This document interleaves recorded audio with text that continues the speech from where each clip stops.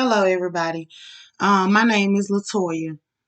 This time last year, I uploaded a video on YouTube titled "God is Real," and I'm gonna give y'all a little background on why I did that video and um what led me to even get to that point in my life.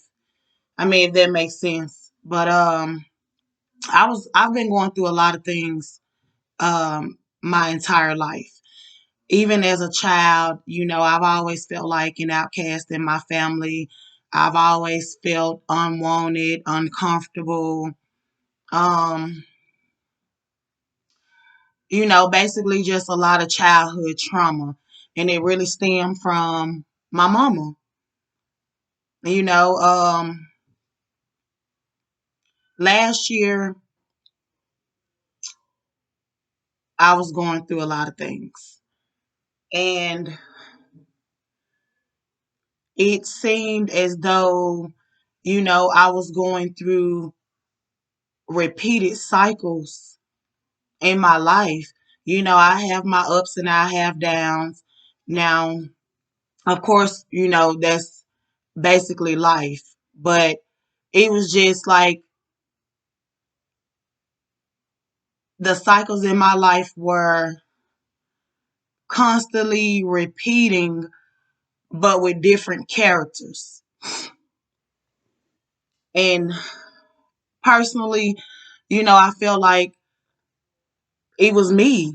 So I felt like basically it was certain things that I needed to change about myself so that I could stop attracting certain type of people. Um, I had a lot of unanswered questions from my childhood, and whenever I would go and try to ask my mom about certain things, she would always either brush them off or say I must was dreaming or call me delusional or whatever. I've even been called crazy. I mean, so many times in my life. And of course, when you're constantly being told the same things by different people, you're going to start to believe them. But, you know, in actuality, I know I'm far from crazy. I'm not crazy at all. Last year in July, I was going through a lot of things. And, basically, I was having financial problems. Me being a single parent with three kids, it was just like a emotional roller coaster. And on top of that, I've always seek love, and I felt like it came from me not being loved enough as a child. So I've always felt that maybe if I was in a relationship, I would get the proper love that I needed. Of course, I receive love from my kids, and that's love that's unconditional, but it's a different love when you have um a partner, or girlfriend, boyfriend, husband, wife, whatever you want to call it, when you have that type of love. So basically, throughout my life, I've been in search of love. Last year in July, um I went to my mom, and I had some unanswered questions that I needed answered, or that I felt like I needed answered from my childhood. And like I said, she brushed them off or whatever, or said that I was crazy, delusional, and so many other words. I've always been an emotional person, so of course I got very emotional.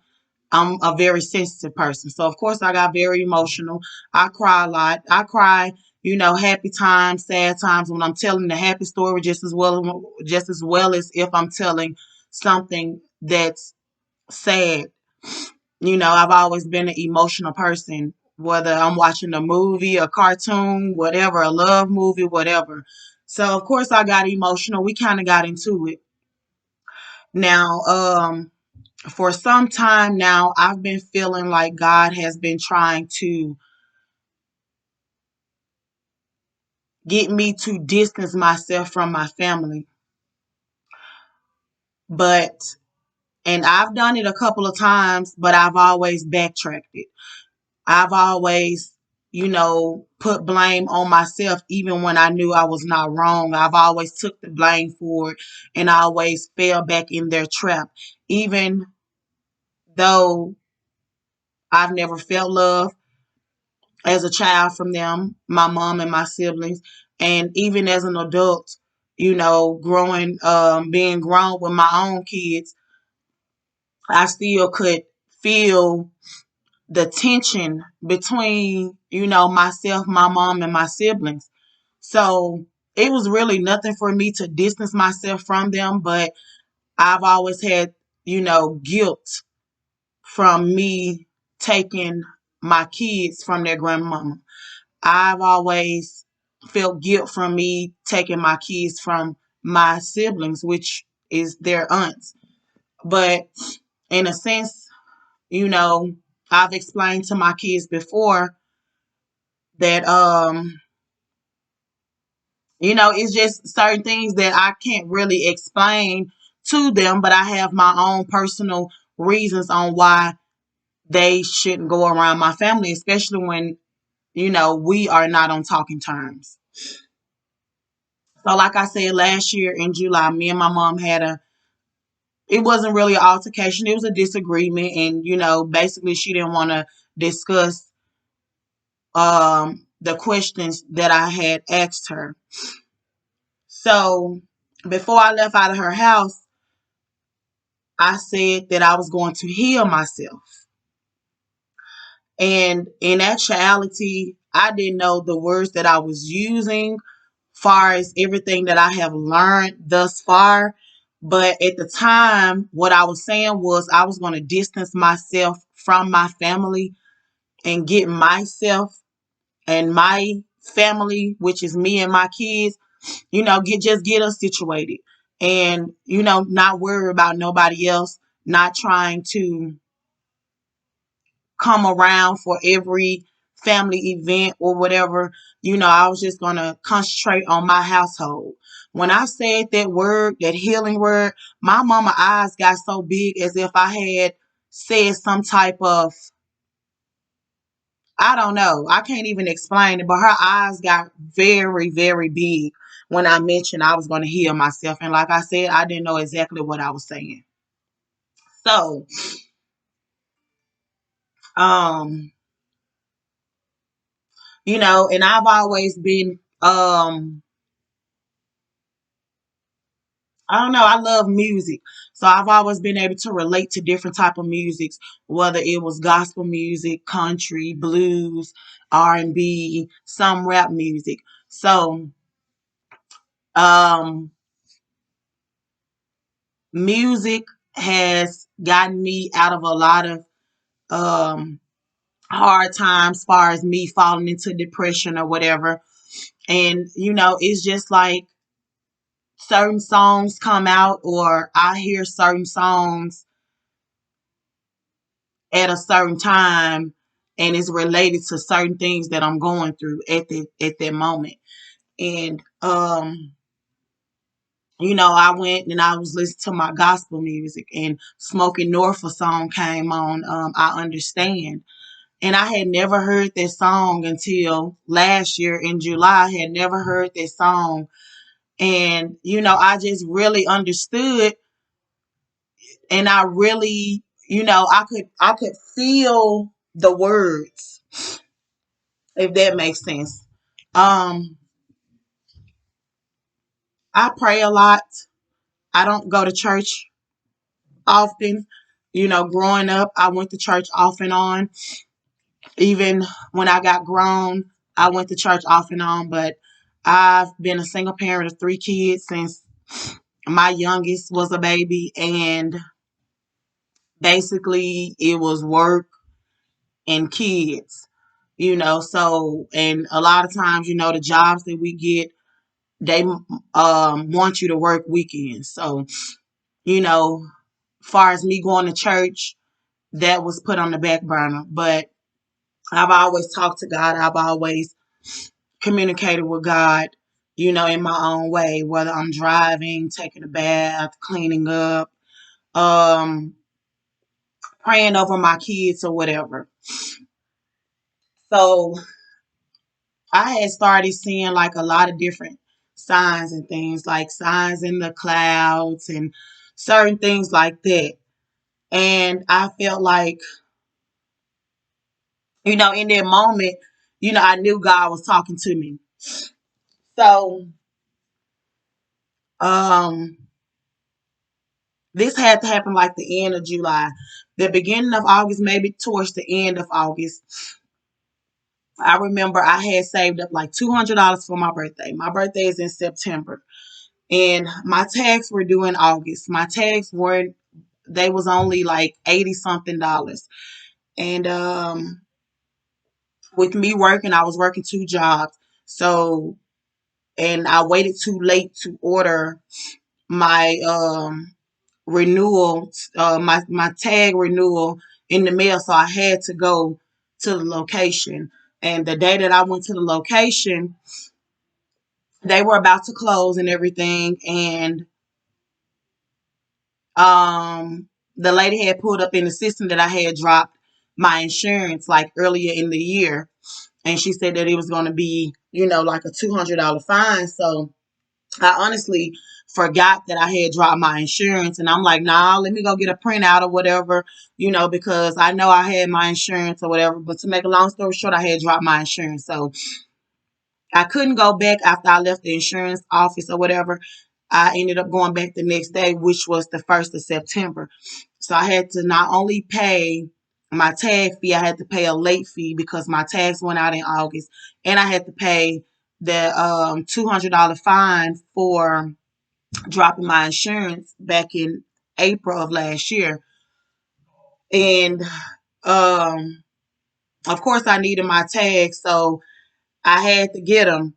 And the total of the tags with the late fee and the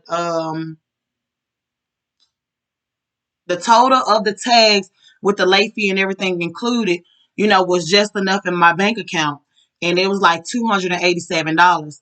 So boom, that's my birthday money there because of course bills coming up and everything. And my birthday is September the 18th. So I knew I wasn't gonna have any money to get me anything for my birthday, which I don't do anything. It was just, you just want to have money in your pocket, make yourself feel good or whatever. But to make a long story short, my tags were the exact amount of money that I had in my bank account. So I'm emotional.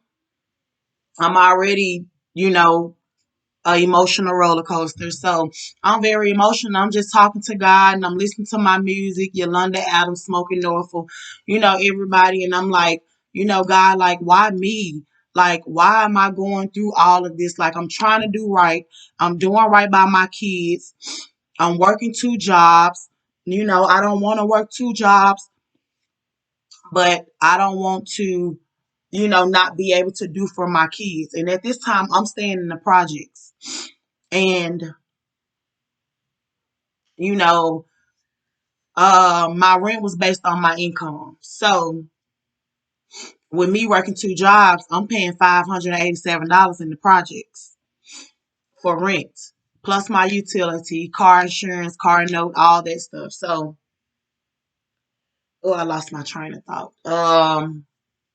Yeah, I'm just talking to God and I'm riding around in my car because, a lot of times that's how I can just clear my mind and, clear the thoughts and everything. And I'm just crying and I'm talking to God and I'm, I guess, praying and talking to him and I'm emotional. So later on that night, I think I was off this particular night. And I remember it's like 1 o'clock in the morning. And I'm just still trying to figure certain things out. and not having no one to talk to, no one to call, because even if I do call my mom, all she's gonna say is, "Oh, you're strong, you got it," things happen or whatever. It's never, just no remorse, no type of, you know, motivation or no good words or anything. It's just, I don't know. So I'm really like in my feelings. And after my kids went to bed and everything, I cleaned up, took my shower and everything, and I got on my knees and I prayed.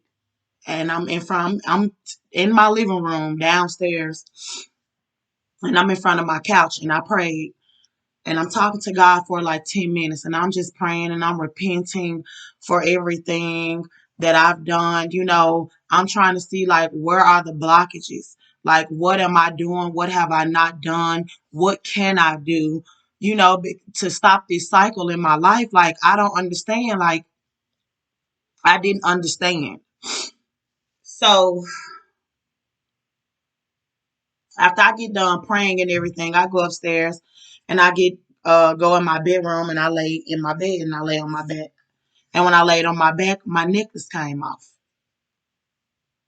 And I made this video last year because I know that, well, I didn't, not this video, but I made the video titled God is Real last year because I know for sure that this supernatural experience that I had was nobody but God. I had on the shirt something like this, and I had already had my bath, so I didn't have to take no clothes off or anything. And as I'm on my knees, of course the necklace is dangling. So if it wanted to come off, it could have came off while I'm praying. If that necklace wanted to come off, it could have came off while I was walking up my stairs to go to my bedroom. Had that necklace wanted to come off, it would have came off before I even laid in my bed. And then anybody who wears a necklace knows how many times you have to take your necklace and fix it and work your chain, your clip back to the back because it don't work this way up to the pendant. But you know, this night it came off. And, I honestly thought something was crawling on me. So as I'm laying down, I kind of flicked and it was my necklace in my hand. When I got up, my pendant fell on my bed and everything. Okay. So after that, not immediately after that, but a couple of months after that, I started seeing like some positive changes in my life. God had started placing like certain people, in my life, um, to help me, whether it was monetary or um, words of wisdom, just people to pray for me, people to pray for my kids. It was just like he started placing like so much in my life. And I've always wanted to be a caregiver, but I never really had the chance to go back to school, not even the little 4 weeks classes, the little 6 weeks classes, whatever they had. It was either finances or school. Kids were school. So, and I needed the jobs. So something told me last year, it was around the end of October, to just apply for this caregiving position. And at the time, I didn't even know that they wasn't medical. I ended up getting hired with them, and um, I was being placed with a lot of different clients. These clients got dementia and Alzheimer's and everything like that. A lot of um, health related problems. But it was like certain clients that I went to, I knew that God placed me at that house or even with that job for a reason. There was this one client and she requested me to come back, for her husband. And, when I walked my first day at her house, she asked me if I like to read. And of course I did, and I do. I love to read. A lot of times I don't have the time to read, but I got a lot of books. I love to read. And something, I don't know what made her ask me, but she asked me if I like to read, and I told her yes, and she was like, well, she had a lot of books downstairs in her basement that they was gonna, you know, um donate to charity or whatever. And if I wanted some, she would let me get 25 books, but she didn't want me to get too many because, it would be too much for me to carry. And at the end of my shift, I went down to her basement, and it was just, the books that she had for me to choose from was like things that I was already researching, books that I had already made plans to purchase, or, not necessarily those same books that she gave me by the same authors, but the categories and the knowledge and the wisdom and the certain things that these books held that I was already researching, because after that prayer and after that experience with my necklace and everything, it was like something in my mind just opened up. Like it was like a portal or something, just I really can't explain it. But like I said, God placed certain people in my life, and whether it was knowledge, monetary, prayer, or whatever, but I could see him working in my life. Um,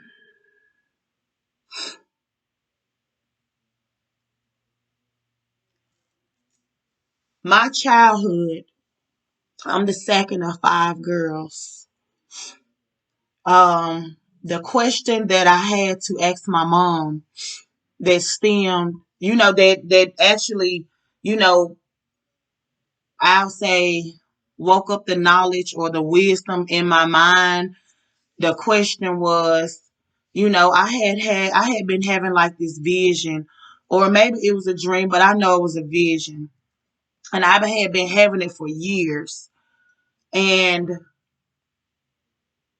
in this vision, it was me, my mom, my aunt, my cousin, and two of my sisters. We was on this train, a bus, a plane, or something, but whatever the transportation was, it had a bathroom.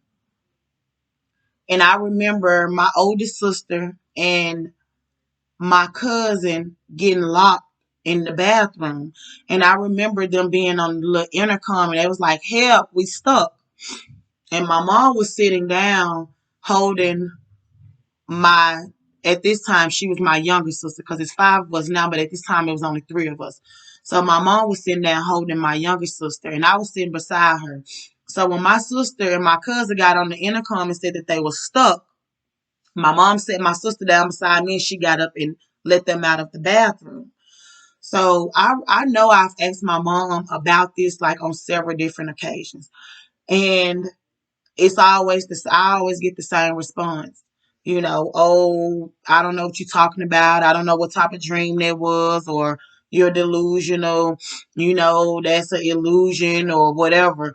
And I remember like 2 years ago, I asked my cousin, and she got some remembrance of the same thing. But my aunt, her mom died in 2017, and she has the same memory as me. We have a very good memory. Like I could remember like so much, and at this time I know I was under the age of 3.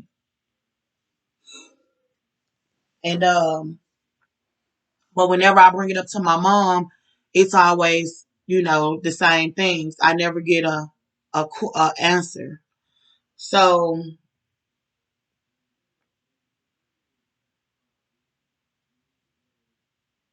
and I've tried to refresh her memory, because when I was a toddler, my mom sent me, she said when I was 1, my mom sent me to visit, to stay with my auntie. She stayed for about 6 months, maybe it had been a year. But she sent me to live with my auntie in California. I'm originally from Memphis, Tennessee. I now reside in Huntsville, Alabama, but I'm originally from Memphis, Tennessee. So at this time, my mom and we was all living in Memphis, Tennessee. And the story that she told me was that my sister who was up under me, my mom's third child, I'm the second. My sister who was up under me, her dad had got killed. And she couldn't grieve and take care of three kids at the same time. So she needed help. And my auntie, who was a registered nurse and only had one child at the time, um, decided to get me. That was the story that was told. It just, and for a long time, I believed that story up until like last year. And I'm like, my aunt who was on the train, bus, or whatever with us, her and my mom was like this. They was the only two siblings left in Memphis. All my other aunts and uncles, they moved out. They got careers and things. My mom and my auntie who died in 2017, who was on the train or the bus or whatever, Greyhound, whatever, they were the only ones who just really, they stayed back in Memphis. They didn't get a career or anything. They didn't do anything. So last year, is really, I think it's probably was year before last, but I know last year for sure is when I started questioning, like, hold on, like my auntie used to keep all five of us. You mean to tell me when you was grieving and only had three kids, she wouldn't keep us? And she only had one child. This is my auntie who stayed in Memphis with my mom. My other auntie who got me too, she only had one child as well. But my auntie who was in Memphis with my mom, who helped us throughout our whole life, who helped my mom throughout her whole life, as far as needing a babysitter and things. She I was just asking my mom, like, why Janet didn't keep us? Why she didn't keep me? Why you had to ship me way to California?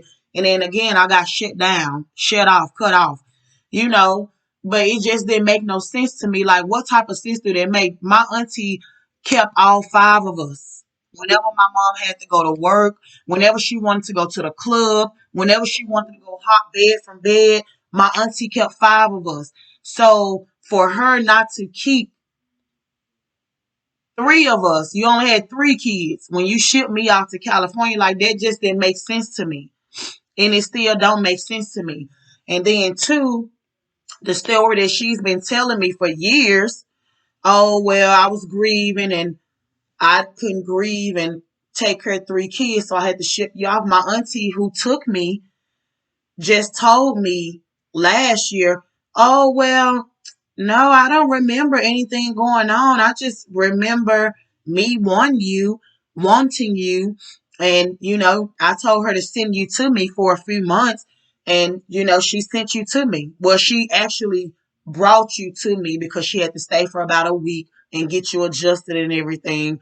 And then, that's how it went. And then, of course, when she came back and got me, she had to stay for a week to get me adjusted. And two, I was away from my mom and my auntie who used to help her with us. I was away from both of them for the same amount of months or year or whatever. I was away from them both. But when my mom came back, I took to my auntie because both of them came back to get me, as well as with my sisters. That's why I'm thinking like the train ride or the Greyhound bus or the plane that we was on, either they was taking me to California or they was coming to get me from California because it just makes sense that way. But anyway, like my mom used to always tell me, I took to my auntie. I didn't even want to, be with my mom. Eventually I did get back used to her, but her and my auntie came to get me at the same time. And, I was up under my auntie. I was calling my auntie mom. I thought my auntie was my mom, for a few days or whatever, or however it went. And even, throughout my life, that's my favorite auntie. She's always been my favorite. So she just died in 2017, but she's always been my favorite. I've always had some type of connection with her. Um, why I don't know. My mom would make it a bad thing. Both of us, me and my aunt, we were both left-handed. Both of us are Virgos or whatever. So I've always just took to her. I don't know why. My mom made it a bad thing. I was low down. I was selfish. I was this, I was that. Okay, two, um, my mom, how like you may get in like a little family gathering. It was five of us. My mom had five girls. All of us got different dads. So like I remember like we would all like get in a little circle and we would ask our mom like about our childhood and things.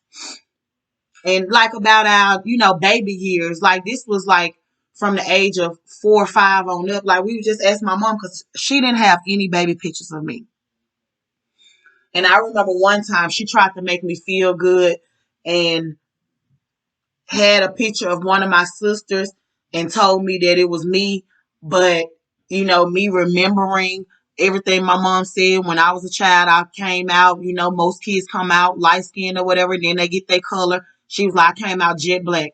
So the little girl that she gave me the picture of, this little girl was sitting up on the bed and she was light skinned. Like, if I came out black, I'm dark now. How the hell is this me? You know what I'm saying? So it was a lot of stuff in my childhood, and this stuff that I recognized as in my childhood that just didn't sit well with me. And like I really couldn't even on certain days, especially like when I was mad, I really couldn't even just enjoy my childhood because I had all these pondering thoughts in my mind and all these unanswered questions that nobody could ever, you know, answer for me or even took the time to try to even help me understand. So, like I said, we used to sit around and we would ask, our mom, me and my four siblings, about us as a baby and everything. And, when it came down to the four, it was always, positive things. Oh, you was this and you sweet and your grandmama and da da da da da and all this stuff. But when it came to me, she told me, how she tried to kill me. She didn't want another child at the time, but she had three more after me. She didn't want another child. She drank turpentine. She stuck a clothes hanger up herself to try to abort me because I think she had a miss. She had a, okay, she got pregnant when she was like 17. Her sisters who are nurses and things of that nature, they made her have an abortion. So they paid for the abortion and everything, and then she ended up getting pregnant again, and this time she got pregnant with my oldest sister. And I think when she got pregnant, she had got pregnant too close, because like I think you can have, if you have an abortion, you can't, if you get pregnant within 6 months, you can't have another abortion. You have to have the child. So I think she got pregnant like right up in that time. She had to have this child. And then she got pregnant again after my sister and she had to have an abortion. Okay, so a year later, 2 years later, here I am. She's pregnant with me and basically she had tried to kill me her whole pregnancy, drinking, smoking, sticking clothes hangers up her, just doing a lot of things. But, she always ended the story with, well, here you are today, alive and well, the strongest one that I have, beautiful, all my girls are beautiful and all this stuff. But it was certain things that she would say to me that just made me feel like every positive thing she ever said to me was just a lie or just something, for her to say to make me feel good because she was making my siblings feel good. But, deep down, I felt like my mom didn't like me. I didn't ever feel loved by her. I felt like when she did say things to me that were good or whatever, you know, I felt like it was a lie. I didn't feel it. I didn't even, feel um I didn't feel love. I couldn't express my love. For a long time I admired my mom. I admired her. Everything about her. I admired her. When I was like 4, maybe 5 years old, maybe 6 or 7. My mom caught a felony. And I remember me saying, when I get grown, I want to change the world because my mom had a hard time, finding jobs and things. She got jobs, but it was just jobs, that she got to try to make ends meet. It was never nothing that she wanted. And at that time, with her not trying so hard, I guess I felt like, if you got a felony, it was basically the end of your life. So I've always wanted to change certain things when I grew up, based on certain stuff that my mom went through. Even though she didn't express as much love as I felt like she should have, I still had and still do um love my mom. But and I remember, like, I used to always tell my mom, because she was in abusive relationships, and I would always tell my mom, like, God don't bless fools. And not even really knowing what I was saying, but I was like, Mom, you ain't gonna get in trouble for that because God ain't gonna bless no fool. Like, you constantly taking him back and you constantly dealing with him, like, you're not gonna get blessed like that. But anyway, um, so basically my childhood was rough as hell.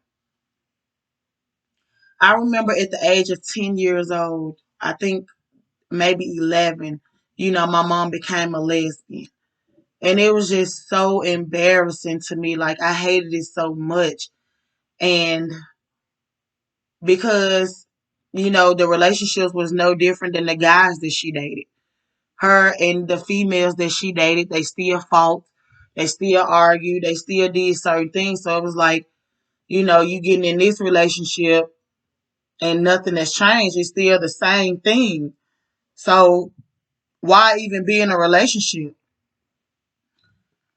Um, and I remember one night, my mom, I don't know what happened, but my mom told me that I was the reason. I'm 10 years old, not even thinking about sex, had never had sex. Sex was not even nowhere near my mind, but my mom told me that she became a lesbian because she felt like I wanted every man that she had.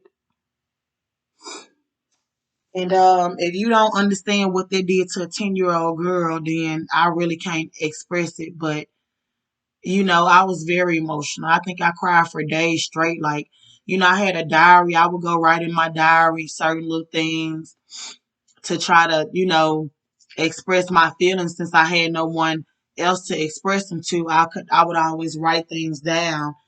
And two, I wasn't safe doing that because my siblings would go find my diary and show my mom everything that I would write about her or write about stuff that I would change. And of course, I would get in trouble for it. Um, when I turned like 13, 14 years old, I rebelled. And it wasn't really in a sense of, I don't know, my plans were never to drop out of school or anything. I just was really longing for love. I grew up without my dad. My mom halfway loved me or showed me the love that she felt like that I needed, but it wasn't really enough love. Whenever I said that I commit suicide or something, shit, she'll egg me on. Go on, do it. Do what you got to do, so, but nothing would never let me hurt myself by the good grace of God. I could never come to it. But it was just so many, like, of my mom friends, of my aunties and things that I just used to pray to God and just wish, like, I wish this was my mom. I wish my mom could be like this. I wish I could do this. I wish I was dead. Like, I don't know. It just turned me into this person that basically I was never supposed to have been. I don't know. I don't want to.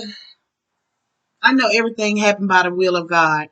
And a lot of things that I went through in my life, childhood and as an adult, it only strengthens me. It only makes me stronger. But certain things builds up a certain character within you that's really not even a part of you, if that makes sense. And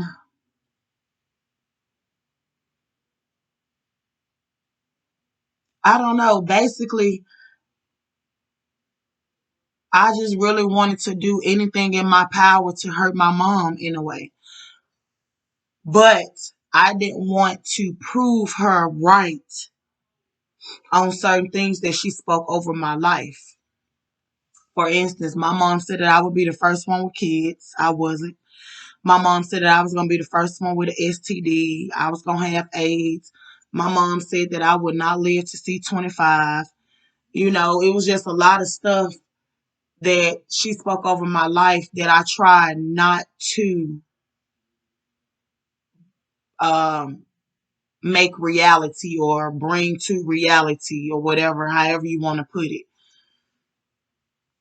Um, so when I was 17, of course, like I started having sex at an early age, 14, longing for love, looking for love. I don't think I was promiscuous. I wouldn't call it that. It was just that I was searching for love. I didn't go to him, and all of them looking for it. I've always, wanted that family. I've always wanted just like one person to love me. It was not me in search. Now, yeah, if things didn't go well, then yeah, I did jump in and out of different relationships quick or whatever at a young age because I was sexually active at 14. And it's a lot of gaps in my story, but I just feel like I was supposed to been put something out since last year. Last year when I made my video titled God is Real, I was supposed to brought out this video that I'm making now. And I do have a video that I made like a few months ago and I did upload it, but I took it down because um basically I just felt like I ain't gonna say take my time, but it wasn't put together like I felt like it should have been. But I still have it saved on my computer. But it's just a lot, and it's crazy. My mind is going blank right now. But, it's a lot of signs and a lot of things that has led me to this point here. It's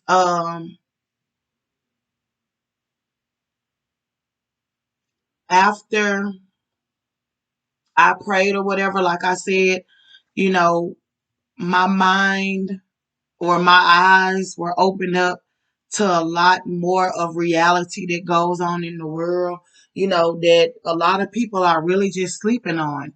And it's crazy, like I've always wondered, like I said in the beginning, like I've always it seems though I attract the same type of people, whether it's an intimate relationship or just a friendship. It's like people deal with me when it's beneficial to them. And I'm just a very loyal person to whereas even if you hurt me, I'm still there for you. But I attract people who are intimidated by me, who see me as competition, and basically, I really just don't understand why or how. You know, um, in my childhood, as early as 4, I remember, carrying the Bible around and opening up, reading certain scriptures in the Bible. just to make myself feel good, or just to, I don't know. I don't know. It was just the type of faith that I had in God. I didn't have anybody else. I couldn't talk to my siblings. They didn't understand me. I couldn't talk to my mom.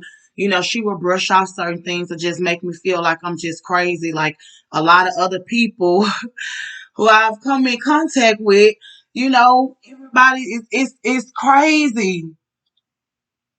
It's crazy, y'all. But I'm the type of person that I can ask you for advice, or you could try to give me advice. But if my feelings overpower the words that's coming out of your mouth, I'm going to go with what I feel. I don't care what you say, how you say it. I don't care about the proof that you have. If my feelings or what I'm thinking overpower what you are talking about, I'm going to go with me. I'm going to go with what I want to say. I'm going to go with what I want to do, what I feel, because, I've come to realize that we have to get our own understanding of God. I come to realize that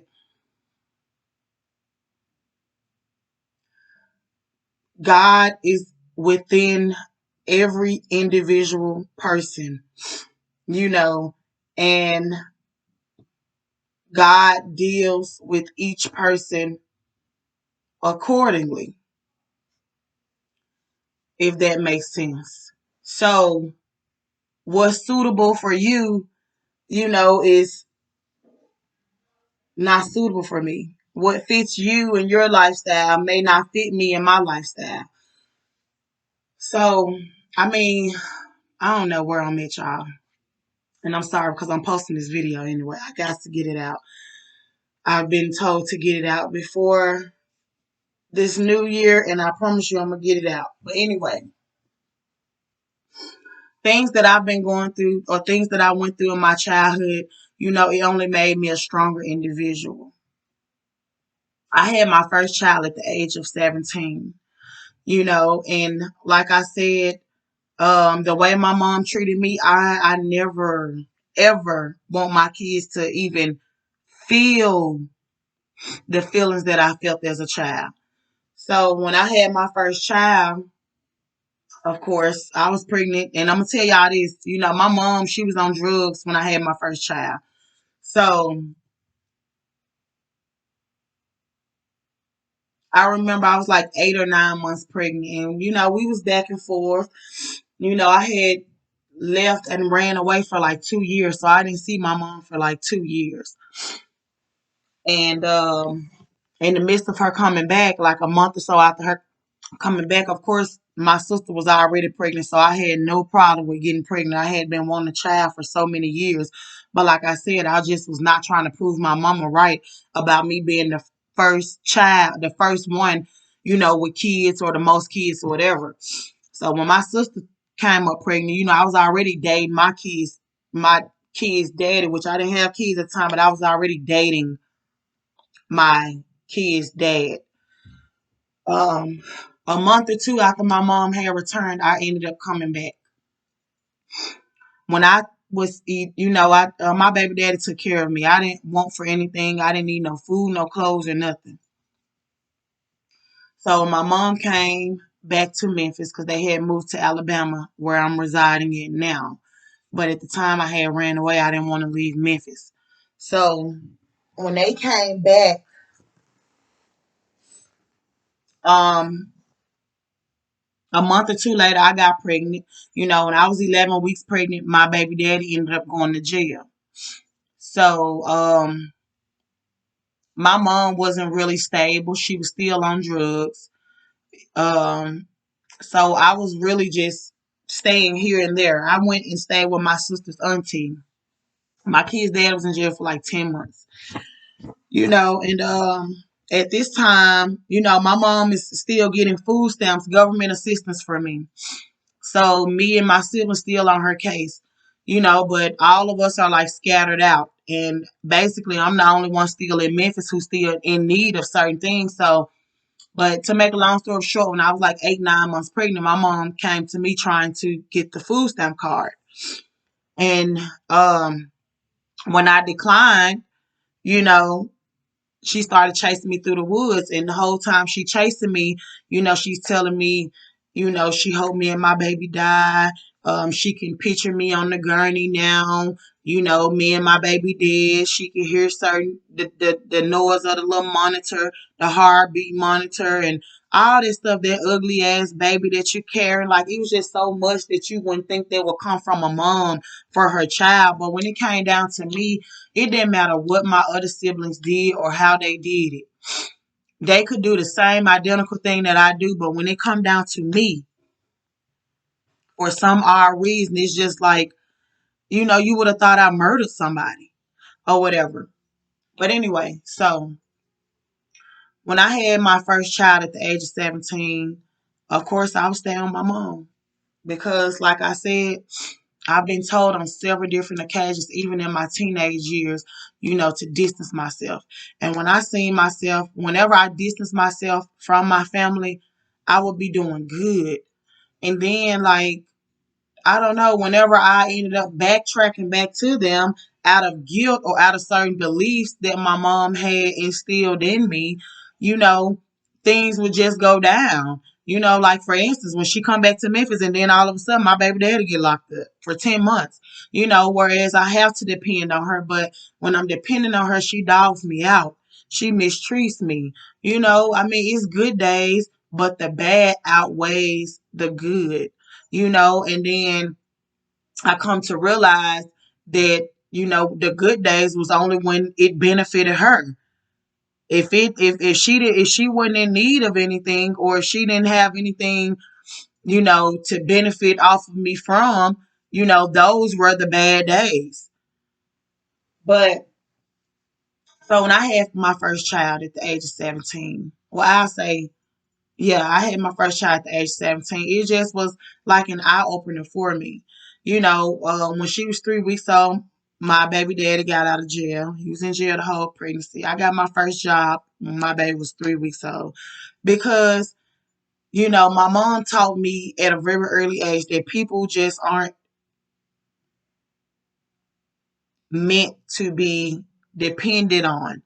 Like, you can't count on nobody. It don't matter. Like, I've always felt like, okay, if my mom, if my sisters, my blood do me a certain type of way, I didn't put anything past nobody else. So of course, but when you think you in love and everything, you look over a lot of things that should have been red flags or whatever. So, um, of course, my baby daddy wasn't the best. You know, Before I had my daughter, my first child, I thought he was everything. But then once I had my daughter, it was like, oh, a mother is supposed to do this. A mother ain't supposed to do this. You supposed to be in the house with the kids. You supposed to do this. It's just like a sense of control, that I wasn't going for. But at the same time, I'm in love. I'm looking for this family. I'm longing for this love that I've never felt, so, and then he's like a provider. I'm working. He's not taking any money from me at all. He's my money is going towards my kids or our kids at the time, or our daughter. So when my daughter was like 6 months old, I ended up getting pregnant with my second child. And, he was out that whole pregnancy, but, the control had got worse. And I didn't have my mom to call on, even though sometimes she would come around like she was smoking. And my baby daddy was a drug dealer. So, of course, she would come around when it benefited her. But I don't know what it was like when I needed her, because he was abusive, not very abusive. I believe, like, a lot of times my emotions got the best of me and I would start a lot of things, so But whenever I called on my mom, who stayed right upstairs, she never came to my rescue. She never helped. Oh no, she's strong. She got it. I know she got it. She gonna do this. She gonna do that. But if it was one of my siblings, everybody need to come and help.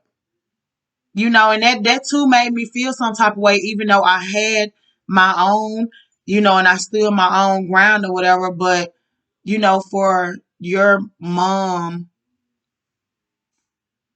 to not give a shit about you getting your ass beat, you know, just was a feeling that I just can't get over, especially when she was only like that with me.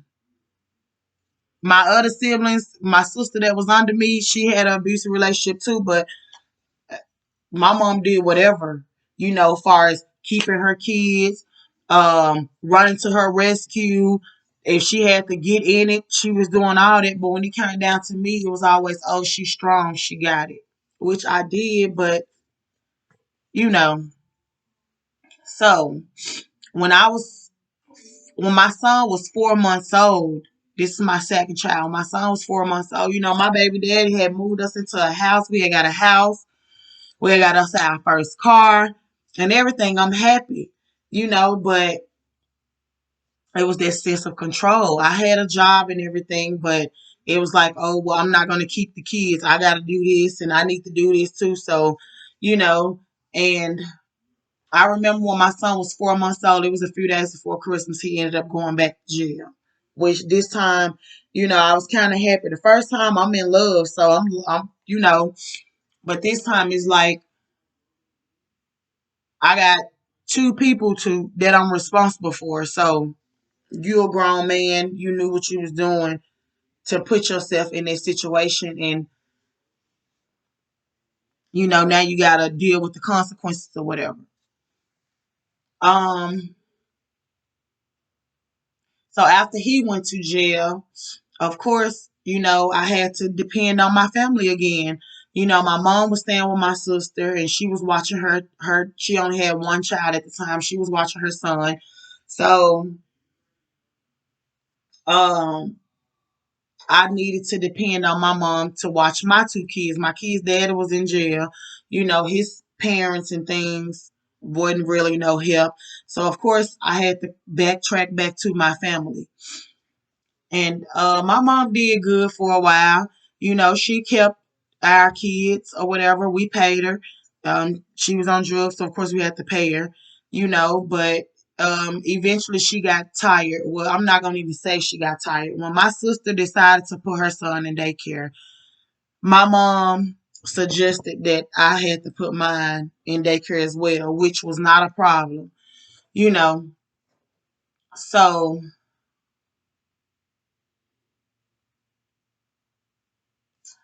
um of course, they started daycare or whatever. I'm staying with my sister. One day I get off of work and my mom is sitting on the couch, um, and she's crying. I can't remember if she had my kids, like if they had already came home from daycare or what had happened, but she's sitting on the couch crying. I'm like, what's wrong? And she was like, Kale moved out and da da da, and she said we could have the apartment and all this stuff. Now, mind you, um, I had a job, but I really wasn't working like that due to um my baby daddy not, due to him going to jail or whatever. So, and when she moved out, she left us with a month's rent.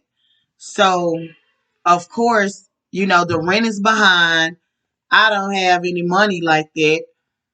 My mom don't have any money at all, but the landlord is trying to work with me. And I think I had lost my job because like a month afterwards is when I got a job in November of 2009, if I'm not mistaken. I had got a job and I only had two kids at this time.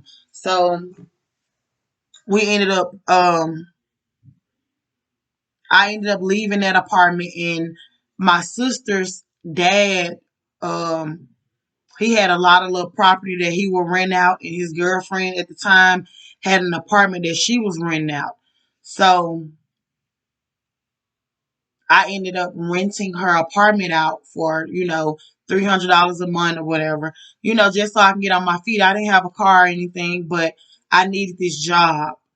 And, I'm just so excited. It was November. From November to April, I walked my kids like, I know it was 2 miles, 3 miles to their daycare, rain, sleet, or snow.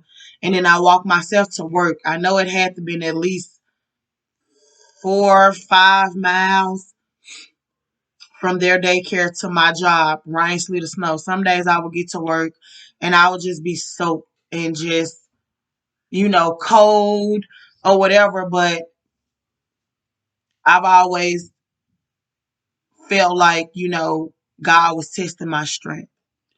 I've always, tried to make something good out of a terrible situation. And I would always feel like, well, this is a test.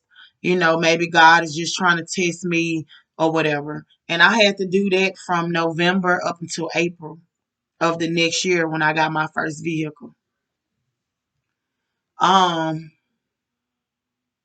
it's a lot in between there. I ended up 2, 3 years later, I ended up no.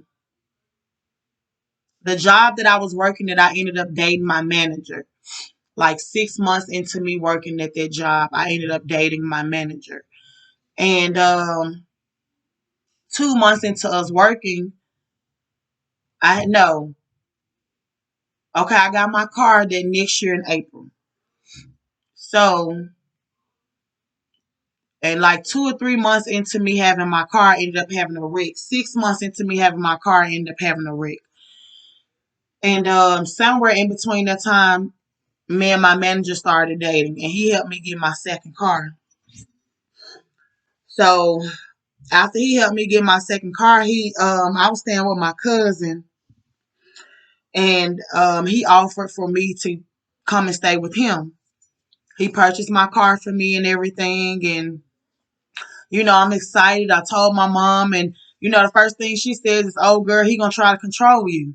And when you don't want to do things his way, because he was an older guy. I think he was like maybe 20 years older than me, and the first thing she said was, he's gonna do this X, Y, Z, and all this stuff. So of course I went and ran things back by him, and I'm like, no, I don't want no car. I just work and save up for mine, because my mama said you gonna do it like this, and he was like, no, I'm not gonna do anything of that nature. He was like, as a matter of fact, you can get the car in your name. He got the car in my name and everything, but he paid the car note every month. He put the down payment down. I'm staying with him. He my manager. He putting extra money on my check and everything. I don't have to pay anything. The only thing I had to do was pay my car insurance and take care of my kids. And he still gave me money out of his pocket, for my kids and pay my phone bill. But I didn't have to do anything. So, but, of course, I'm like 19, 20 years old, and this man is 40, 41, 42. So I stayed with him for like 9 months. Within like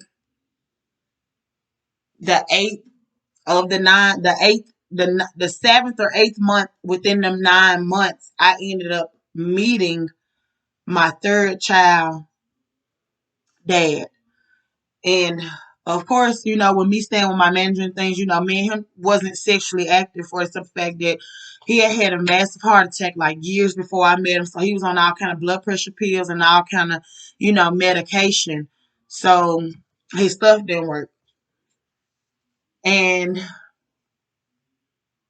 basically, when I first moved in with him, I ain't gonna lie, I really liked him. But at the same time, I'm still thinking about my kid's dad. So I mean, if you want to say it, I guess I probably used them in a sense, and then like within 7 of those 9, within the seventh month of the ninth month, 9 months that I stayed with him, I ended up meeting my second baby daddy, which is my third child's dad. And I didn't date him or anything until after I moved out. That next year, that tax season of that next year, I ended up moving out and getting my own apartment and things, and moved in with. I mean, and started dating my child's dad. So it was basically ups and downs. I was in another abusive relationship. Um, and this at this time, this man, he was like 13 years older than me. So I ended up losing my apartment when I started dealing with him and everything. I ended up having to move in with him. We would have ups and downs. I would move out, move back down with my manager and certain things like that. All while, I'm still in contact with my mom, still talk to my mom, so she knows a lot of my business. So I ended up getting pregnant by my child's dad, but I had a miscarriage. I ended up getting pregnant with my child 2 weeks later. But I remember me and him getting into it, and I had to go and stay with my mom because when I went back to my manager's house, I had a miscarriage at this man's house, and of course I called my mom because I had never had no miscarriage and everything, and then she had to keep my kids so that I can go to the doctor. So she ended up contacting my manager some type of way, which was my boyfriend or whatever it was. She met him through me. He belonged to me. So, but she ended up contacting him, just telling him everything about me that either he knew or he didn't know, but it wasn't her place to tell him. So they kind of put like a bridge in between us, and then so when me and my baby daddy would get into it, I could no longer run back to his house. I had to go to my mama's house. So one night, I'm pregnant with my third child, and I'm like 7, 8 months pregnant, 6, 7 months pregnant, something like that. And I hear my mom on the phone. But, I'm so tired and just out of it that I really couldn't even really hear what she was saying, or really didn't, at the time, it didn't click in my mind on what she was saying and who she was talking to. But the next morning, I get a contact from my manager, my ex-boyfriend, and he's going off on me. And I look at my mom's phone. This lady had been on the phone with this man for like 2 hours, telling him all my business, telling him about me. I'm pregnant and I'm just using him and I'm not ready for no man like him and all this stuff. It was a very hurtful situation because even though I was doing what I was doing, this man was still helping me out. This man know that my child was not his for the simple fact we couldn't even have sex.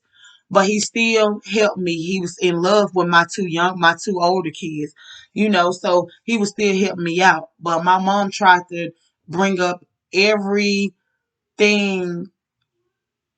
to turn this man against me. I remember February of 2011, he proposed to me. I'm like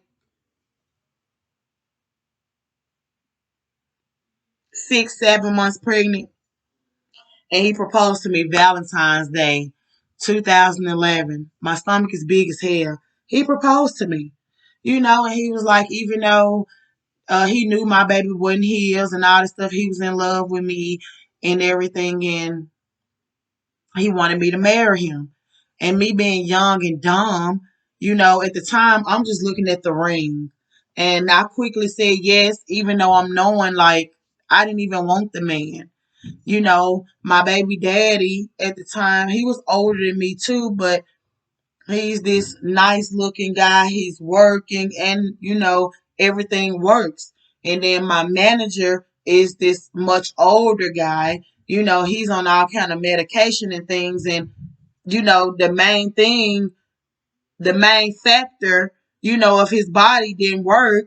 And I'm young. I'm only like, I had my baby when I was 23, my third child when I was 23. So at this time, that's like the main factor in the relationship to me.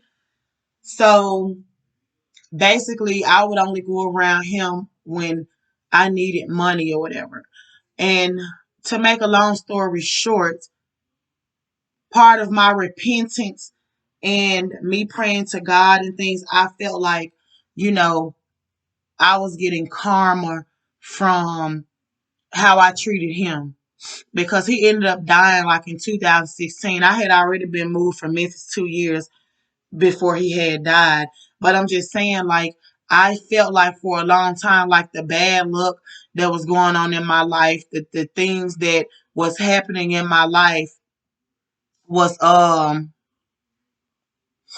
happening because of how I treated this man that loved and liked me so much, you know. So um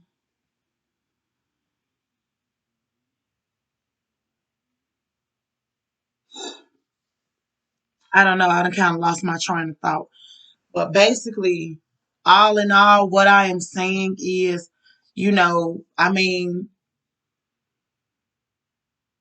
it's a lot of hurt people out here in this world, and a lot of it comes from our childhood.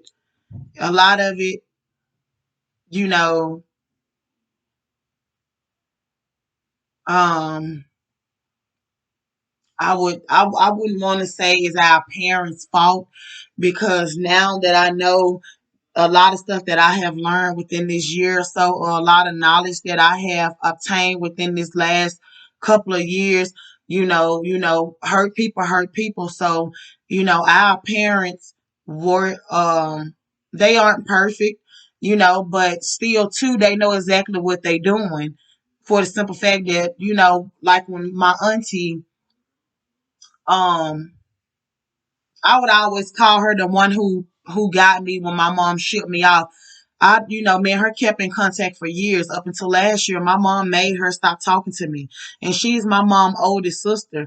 And my mom told her, if she talked to me or anything or whatever, she was gonna do X, Y, and Z and all that. And I'm like, you her oldest sister, like you way in California, like what can she do to you? You have to help her out. You think she can buy a plane ticket or something and come do some damage to you or something? But whatever it was, whatever type of power that my mom has over this lady, my auntie don't even talk to me no more. And that was another reason why, I started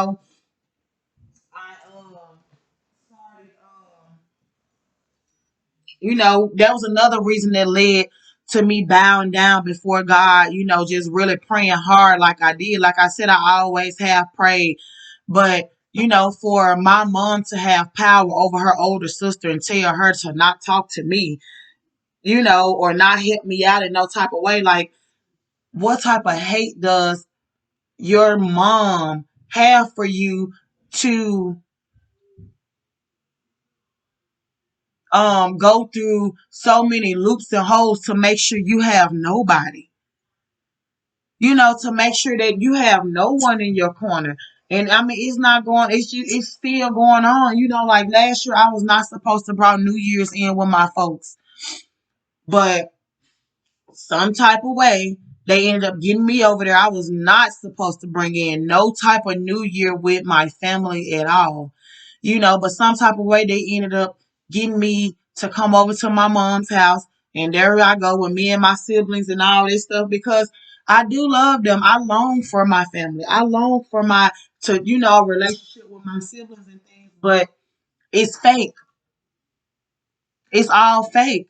It's always when it's beneficial to them. They can need me today, and then tomorrow, if I need them, and if they got it, I ain't talking about if they don't have it. If they got it, they not gonna help me. It's like they enjoy seeing me without. They enjoy seeing me hurt. But God always placed somebody in my life, right at the nick of time. And it's always a stranger. It's always someone who, you know, understands exactly where I'm coming from, whereas my own mom don't even know.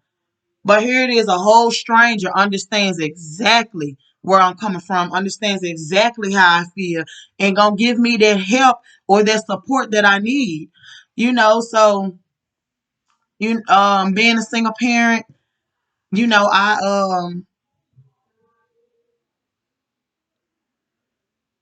was forced, I'll say, or I made the choice, especially when I started working two jobs, to leave certain situations alone or forget about certain knowledge that I had because I had to focus on being a parent and working. Those were my main, priorities in my life.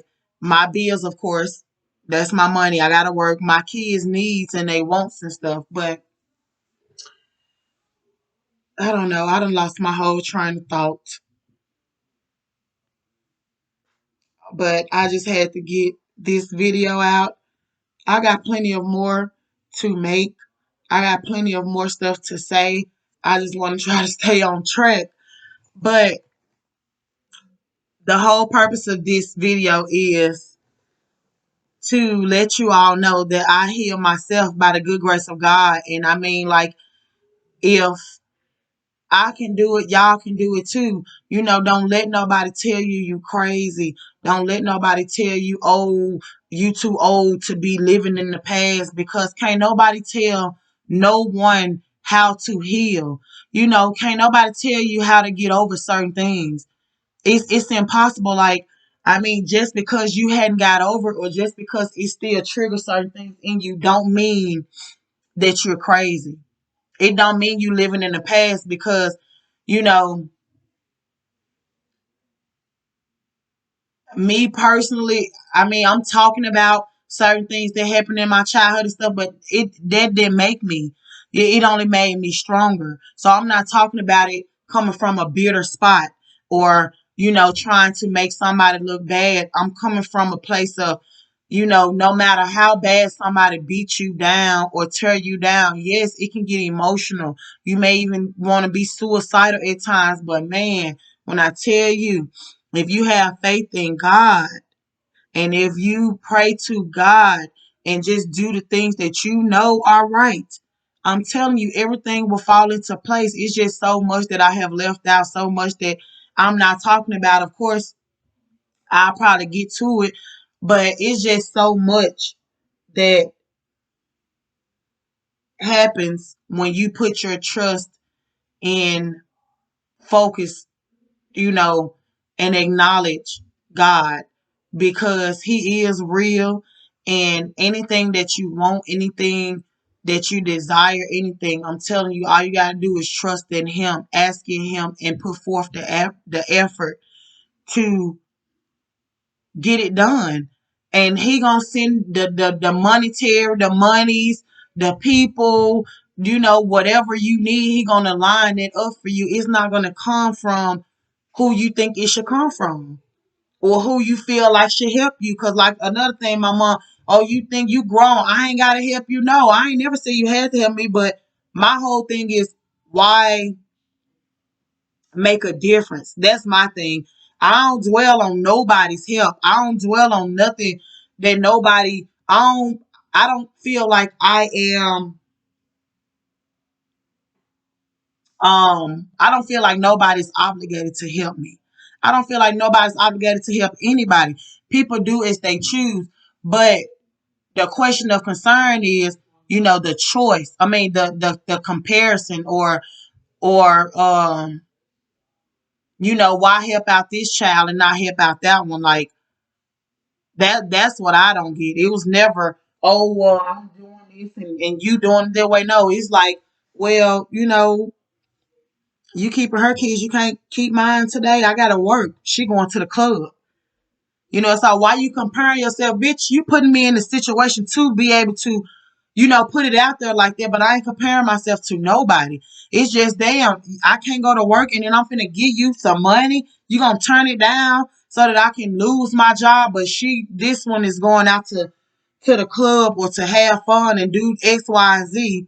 And you got all her kids. My kids, you ain't got changed. No, I mean, it was just a lot. But if you listen, thank you for listening. Hopefully, I won't be nervous or whatever, and I can upload plenty of more. But I just had to get this out here, because basically I've been supposed to put this video out since the beginning of the year.